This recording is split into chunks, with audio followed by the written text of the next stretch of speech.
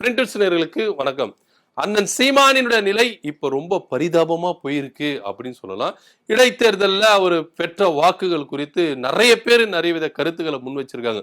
பெரியாரை தொட்ட நீ கெட்ட அப்படின்ற ஒரு நிலைமையில இருக்கு.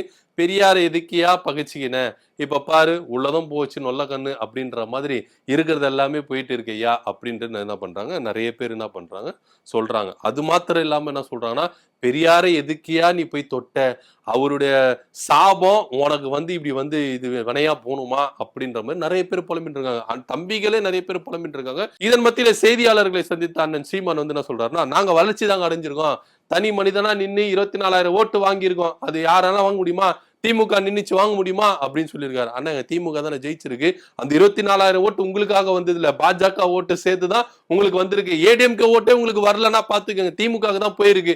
அப்ப என்னத்த நீங்க போங்க அப்படின்ற மாதிரி நிறைய பேர் என்ன பண்றாங்க சொல்லிட்டு இருக்காங்க.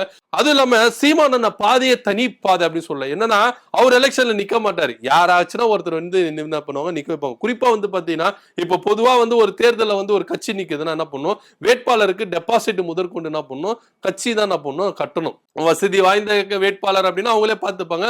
இல்லப்பா என்னால முடியல, ஆனா கட்சி என்ன நிப்பாட்டுதுன்னு சொல்லும்போது கட்சி தான் என்ன பண்ணும், எல்லா செலவு ஏத்துக்கும். தேர்தல் செலவுல முதற்கொண்டு டெபாசிட் தொகை முதற்கொண்டு என்ன பண்ணும், கட்சி தான் எடுத்துக்கும். ஆனா எங்க அண்ணன் வேற மாதிரி டிஃபரெண்ட், எல்லா செலவும் நீ தான் எடுத்துக்கணும், தேர்தல் செலவு வந்தாலும் நீ தான் பாத்துக்கணும், டெபாசிட் தொகை கட்டிருந்தாலும் நீ தான் கட்டணும், கட்சியெல்லாம் கட்டாது அப்படின்னு என்ன பண்ணுவாரு அண்ணன் ஒரு தனி பாணியில வச்சிருக்காரு. ஏன் அப்படின்னு பாத்தீங்கன்னா, டெபாசிட் இழந்துட்டா அவங்க காசு தானே போகுது, நம்ம காசா போகுது அப்படின்னு அண்ணனுக்கு என்ன பண்ணும், சின்ன தொகையா இருந்தாலும் அது ஏன் தொகையில இருந்து போக கூடாது, மைனஸ் ஆகக்கூடாது, உன் தொகையில இருந்து மைனஸ் ஆகட்டும், எனக்கு பிளஸ் தான் இருக்கணும், மைனஸ் ஆகக்கூடாது அப்படின்றது அண்ணனுடைய எண்ணமா இருக்குதா என்னன்னு தெரியல.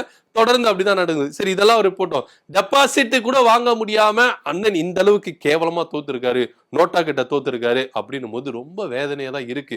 இருந்தாலும் அண்ணன் கெத்து விடவே இல்லை. என்னன்னா, பெரியாரை நீங்க ஏத்துக்கிறீங்களோ இல்லையோ, உலகமே ஏத்துக்கினாலும் நான் ஏத்துக்கணும்னு அவசியமே கிடையாது, நான் ஏத்துக்க மாட்டேன், நான் எதிர்ப்பேன் அப்படின்ற மாதிரி தெல்ல தெளிவா நிறுத்தி நிதானமா சொல்லியிருக்காரு. இன்னொரு விஷயமும் சொல்லியிருக்காரு, என்னன்னா இஷ்டம் இருந்தா என் கூட இருங்க, உங்களுக்கு பெரியார் வேணுமா என்னை விட்டு போயிட்டே இருங்க, அதை பத்தி நான் கவலைப்பட போறது இல்ல, யார் இருக்கிறாங்களோ இல்லையோ எனக்கு அதை பத்தி கவலை கிடையாது, என்னை விட்டு எவன் போனாலும் அதை பத்தி எனக்கு கவலை கிடையாது, நான் பெரியாரை எதிர்ப்பேன், இப்ப மட்டும் இல்ல எப்பவுமே எதிர்ப்பேன், இஷ்டம் இருந்தா என் கூட இரு, இல்ல கட்டி வெளியே கிளம்பு அப்படின்ற மாதிரி ஓப்பனாவே நிறுத்தி நிதானமா என்ன பண்ணிருக்காரு அண்ணன் சொல்லியிருக்காரு, தெளிவா சொல்லியிருக்காரு. யாருமே என்ன பண்ணோம்னா அண்ணன் வேற எதனா போட்டுட்டு பேசுறாரா இல்ல கனவுல பேசுறாரா அப்படின்லாம் நினைக்கவே வேண்டாம். அண்ணன் தெளிவா பேசியிருக்காரு. இஷ்டம் இருந்தா நீங்க அவர் கூட இருங்கப்பா, இல்லையா எங்களுக்கு பெரியார் கொள்கை தான் முக்கியம், பெரியார் தான் முக்கியம் அப்படின்னா வெளியில தயவுசெய்து என்ன பண்றாரு, அண்ணாவே என்ன பண்றாரு, பர்மிஷன் கொடுத்துறாரு. அண்ணன் பர்மிஷன் கொடுத்துட்டாரு, அதனால என்ன பண்ணுங்க, இப்பவே மூட்டை முடிச்செல்லாம் எடுத்துட்டு என்ன பண்ணுங்க, நிறைய தம்பிங்க வெளியே வந்துருங்க அப்படின்றதுதான் நிறைய பேர் கோரிக்கை இருக்கு. என்னன்னா அண்ணனுடைய ஸ்டாண்டே பாத்தீங்கன்னா நிலைமைக்கு நிலைமை, சூழ்நிலைக்கு சூழ்நிலை மாறிட்டே இருக்கும். ஃபர்ஸ்ட் பெரியாரை தூக்கி பிடித்தாரு, அதுக்கப்புறம் பாத்தீங்கன்னா இப்ப பெரியாரை ரொம்ப இழிவா பேசுறாரு, திராவிடத்தை தூக்கி பேசுறாரு, இப்ப திராவிடத்தை ரொம்ப இழிவா பேசுறாரு. அதே போல விடுதலை புலிகளை என்ன பண்ணாரு, உயர்த்தி பேசினாரு, அதுக்கப்புறம் கொஞ்சம் கொஞ்சமா தாழ்த்தி பேச ஆரம்பிச்சிட்டாரு. அது இல்லாம ஆமக்கறி சாப்பிட்டேன், போட்டோ பிடிச்ச, இது எல்லாமே பொய்க்கு மேல பொய்ன்னு சொல்லிட்டு இப்ப நிறைய உண்மைகள் வெளியே வந்துட்டு இருக்குது. ஆனா இருந்தாலும் அண்ணனுக்கு குப்பரை விழுந்தாலும் மீசையில மண்ணு ஒட்டாது அப்படின்ற கதை சொல்லுவாங்கல்ல, அது மாதிரிதான் நான் எவ்வளவு அடி வாங்கினாலும் வலிக்கலையே அப்படின்ற மாதிரி அண்ணன் என்ன பண்ணாரு, சிரிச்ச மேனிக்கு என்ன பண்றாரு, தான் தவறி விழுந்தாலும் அந்த கெத்த விட மாட்டேங்கிறாரு.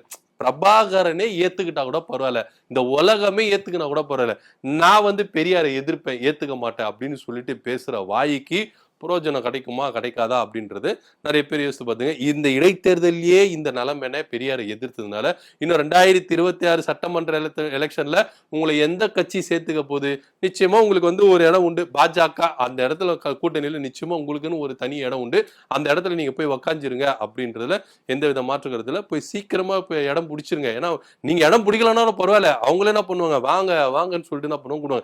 ஏன்னா அதிமுக கூட சேர முடியாது, ஏன்னா அதிமுகல விஜய் அண்ணா சேர போறாரு, திமுக உங்களை துரத்தி அடிக்கும், திமுக போய் சேர முடியாது, உங்களை நம்பி அவனும் கூட்டணி கட்சிக்கு வரமாட்டான்.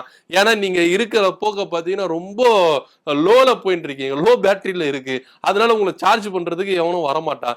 இருந்தா நீங்க ஒண்டியா நிக்கணும், இல்ல பாஜக கூட கூட்டணி இருக்கணும், இதுதான் உங்களுக்கு எழுதப்பட்ட விதி அப்படின்றது எந்த மாற்றுக்கிறதுல அண்ணன் தெல்ல தெளிவா சொல்லியிருக்காரு. உலகமே பெரியாரை ஏத்துக்கினாலும் நான் என்ன பண்ணுவேன், எதிர்ப்பேன், என் கூட இஷ்டம் இருந்து பயணிக்கிறீங்கன்னா பயணிங்க, இல்ல பெரியார் வேணும்னா நீங்க தயவுசெய்து கிளம்புங்க அப்படின்னு சொல்லியிருக்காரு. இதை பத்தி உங்களோட கருத்து என்ன அப்படின்றத கீழே கமெண்ட் பண்ணுங்க. நன்றி, வணக்கம்.